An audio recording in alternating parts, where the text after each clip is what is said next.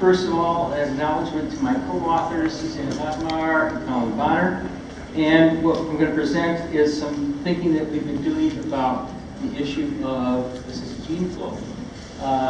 We got this, okay, we're all agreed, okay, and that's a problem for a lot of populations anyway.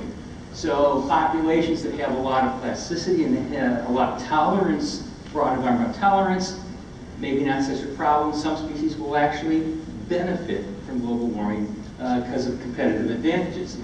Species that can move around with their climate envelopes towards the pole, maybe not much of a problem. But for those highly specialized species that lack these two features, there could be problems with population persistence unless they can adapt their way out of it, something that's been called evolutionary rescue. But of course, an adaptive evolutionary response is limited by standing genetic variance, and if the rate of climate change and the pressure that it exerts exceeds a certain limit, standing genetic variance may not be sufficient, but perhaps variance can be enhanced through a practice that's been called assisted gene flow.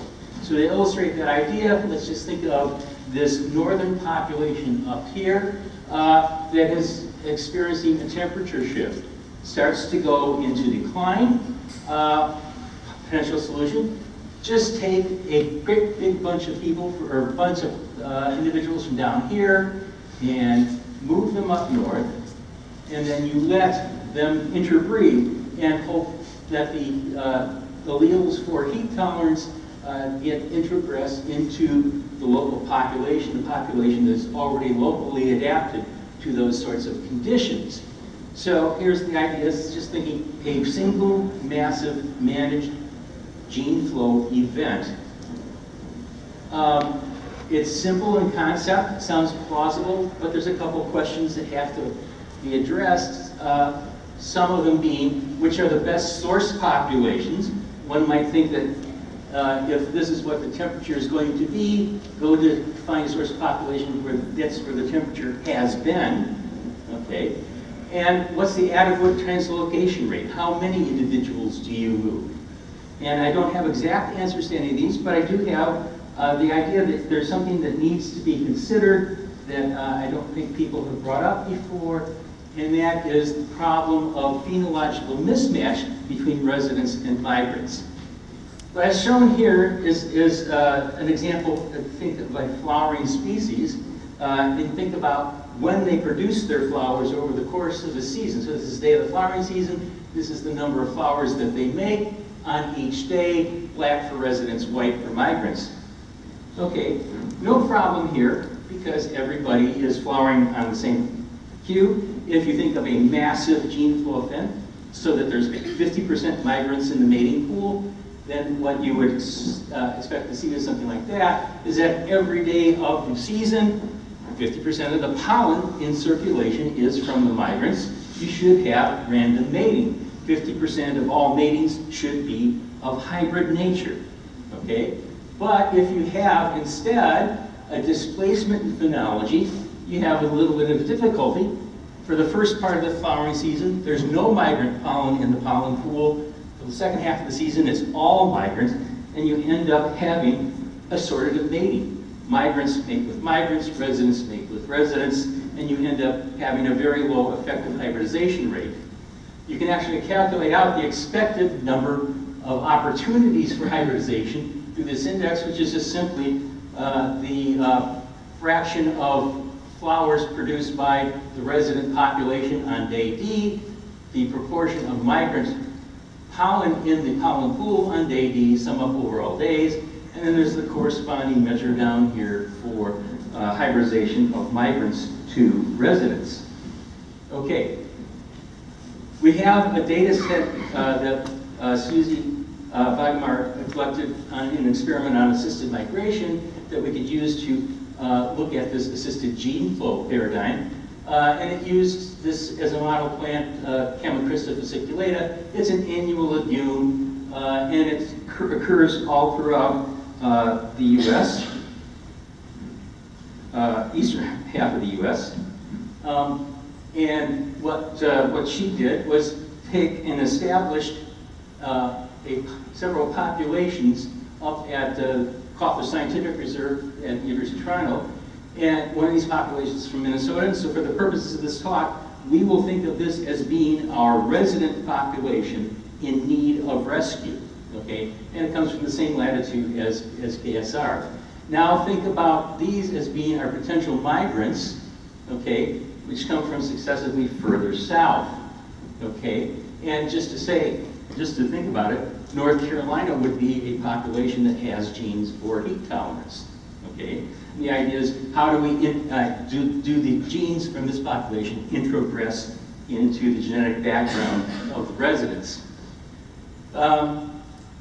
Well, if you have a population from Pennsylvania, what you have is a small displacement in the flowering schedules. The hybridization rate in this experiment, which would be 50% if mating was random, is in fact only 37% of the residents get pollinated by migrants, 29% of the migrants get pollinated by residents. If you look at this over here, this becomes then an index of the degree of assortative mating, rho up there being 0.44. If you want to think about what rho is, it's the sum of the proportion of all matings between like types minus the sum of all matings between types. Okay, well, what about Missouri? A little bit farther south, and you get a greater displacement in the flowering schedules, and hybridization rate, again, instead of being 0.5, is now to about 0.15 in either direction, and the degree of hybridization goes down, the degree of assortative mating goes up. And finally, down here, from North Carolina plants, which would have the genes for the greatest heat tolerance, one would presume, you see that the hybridization rate goes down to 1 or 2%. Assortative mating is almost complete. Okay, so this tells us something about how would one estimate in advance how much of a phenological mismatch would there be. These estimates made from flowering schedules are prospective estimates of hybridization rates. But there can be all sorts of things that go wrong about pollinator service and things that genetic incompatibilities, things of those nature. Is this a good measure or not? So we decided we'd do a simple greenhouse experiment to just sort of verify that this is something that works under the conditions that we think it works.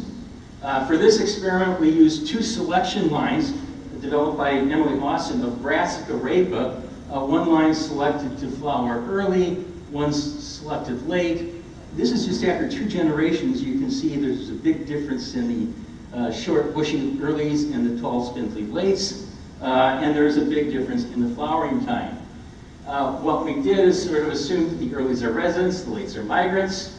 And what we followed the flowering schedules of these 2 to come up with our prospective estimate of the degree of hybridization between these 2. And then we did an analysis that looked at what we did an analysis to retrospectively look at the degree of hybridization using flowering time itself as our genetic marker.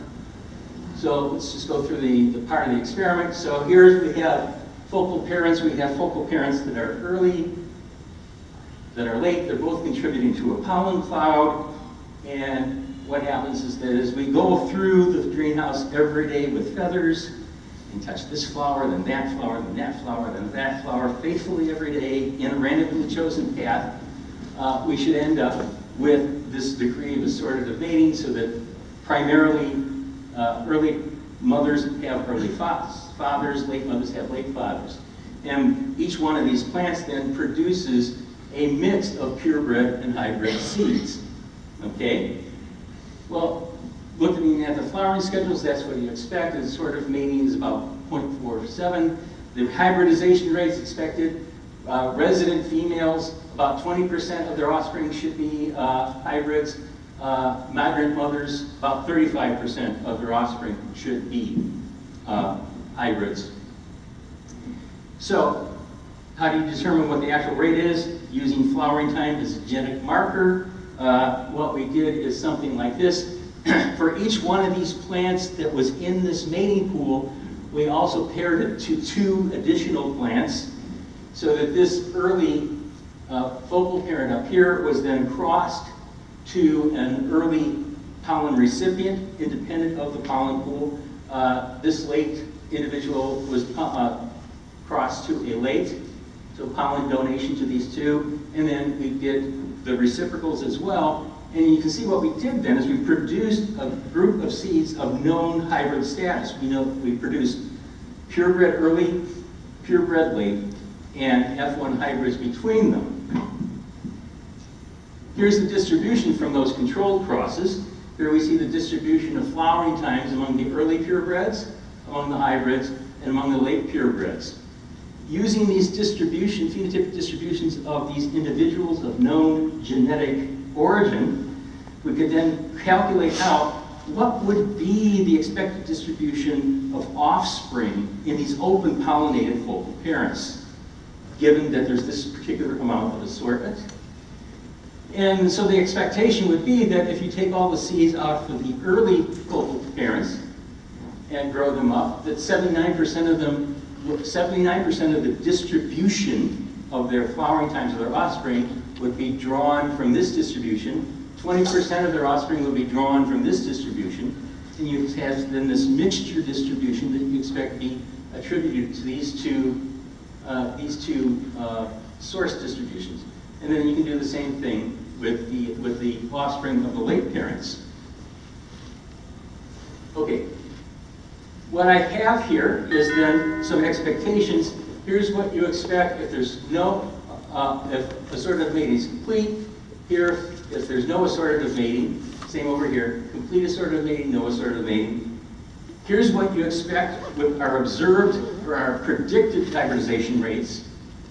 Here's what you get with the offspring. And here's what you can do is you can do a chi-square goodness of fit for observed versus predicted by changing these hybridization rates. This then becomes our retrospective hybridization rates, which is embarrassingly close to predicted. And so the point is that if you have really faithful undergraduates pollinating your plants with feathers, this really, really works. The point is introgression can be impeded by this phenological mismatch. In practice, the migrant source population with the most desired alleles might not be the most suitable because it's phenologically mismatched. Flowering schedules can predict this hybridization rate when pollinator service is consistently good. Colin, last summer, planted out a bunch of earlies and lates in these sort of mixtures. We're now in the process of growing them up. And so we're doing this in a field situation where you don't necessarily have good, reliable, and fidelitous pollinators. And Colin will probably be meeting you in Portland next year to report on his result. Thank you.